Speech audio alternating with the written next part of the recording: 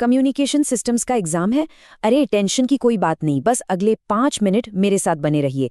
हम सारे ज़रूरी कॉन्सेप्ट्स को फटाफट रिवाइज कर लेंगे जो आपको जानना ही चाहिए। तो चलिए शुरू करते हैं। कभी सोचा है कि कोई मैसेज पलक झपकते ही दुनिया के एक कोने से दूसरे कोने तक कैसे पहुंच जाता है? देखिए, ये कोई जादू नहीं है, ये है कम्युनिकेशन सिस्टम्स की ज़बरदस्त इंजीनियरिंग।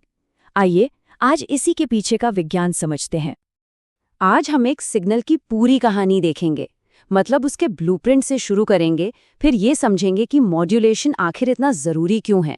इसके बाद देखेंगे कि सिग्नल हवा में सफ़र कैसे करता है, और आखिर में एंटेना और माइक्रोवेव डिवाइसेस जैसे ज़रूरी हार्डवेयर को भी समझेंगे।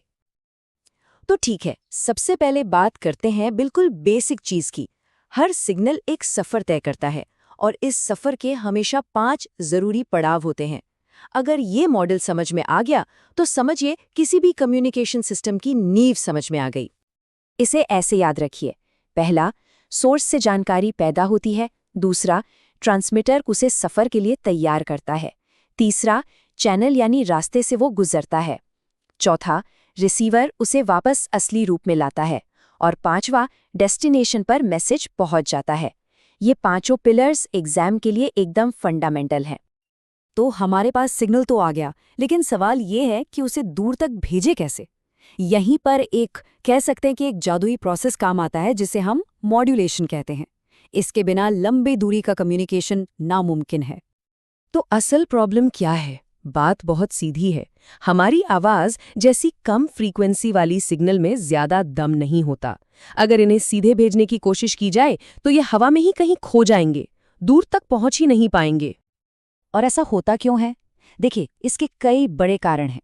एक तो इन्हें भेजने के लिए किलोमीटर लंबे एंटेना चाहिए होंगे जो प्रैक्टिकल नहीं है। दूसरा, सारे सिग्नल्स आपस में मिक्स होकर एक खिचड़ी बन जाएंगे। और ऊपर से रास्ते में आने वाला शोर इन्हें बड़ी आसानी से खराब कर देगा। ये सारे पॉइंट्स क्लासिक एग्जाम क्वेश्चन है, इन्हें ज़रूर ध्यान में रखिएगा।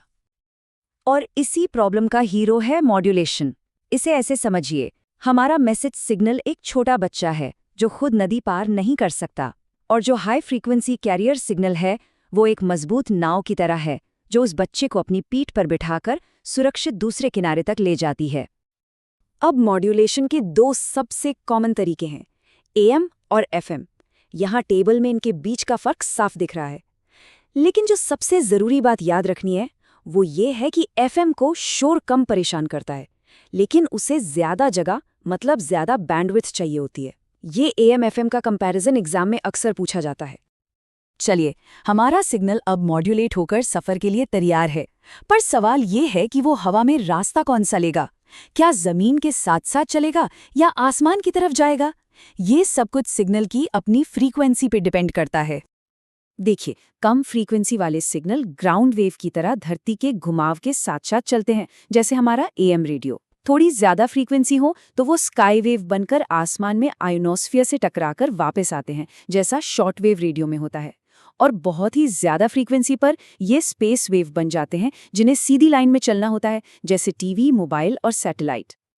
अब सिग्नल को हवा में भेजने और फिर उसे वापस पकड़ने के लिए कुछ खास हार्डवेयर तो चाहिए, है ना? यहीं पर एंटेना और ट्रांसमिशन लाइंस का रोल आता है। आप इन्हें सिग्नल की दुनिया का एंट्री और एग्जिट गेट समझ सकते हैं। एक बात समझनी होगी, ट्रांसमिशन लाइन कोई मामूली तार नहीं है। हाई फ्रीक्वेंसी सिग्नल एक रेसिंग कार जैसे होते हैं। उन्हें एक स्पेशल ट्रैक चाहिए होता है ताकि उनकी एनर्जी जरा भी वेस्ट ना हो। ये जो कोएक्शियल केबल होती है वो बिल्कुल वही स्पेशल ट्रैक है। हर ट्रांसमिशन लाइन की अपनी एक पहचान, एक पर्सनैलिटी होती है, जिसे हम कहते हैं कैरेक्टरिस्टिक इम्पीडेंस या Z0। ये सिग्नल के रास्ते में आने वाली एक नेचुरल रुकावट है। अब ये ज़रूरी क्यों है?